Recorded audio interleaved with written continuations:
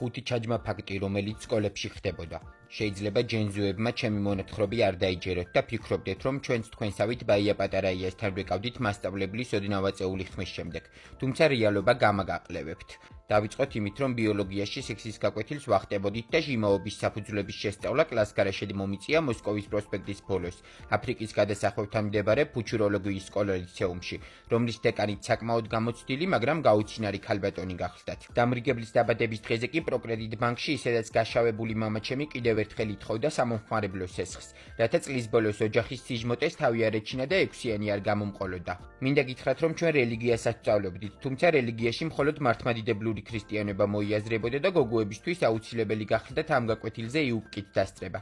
რჩევა, რომელსაც რელიგიის მასწავლებლისგან დღემდე ვიყენებ და ყოველთვის არ ამართლებ, შემდეგია: ძაღლი თუ გამოგეკიდა, პირჯვარი გადაწერე და გაჩერდება.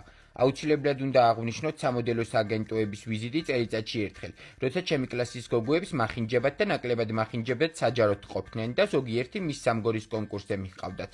იმაზე ბევრს აღარ ვისაუბრებ, ნიზახუი რომ გვამუტელებდნენ მასწავლებლები და მერე სახში გვიმატებდნენ, რატომ მოიქეცი გლახათო.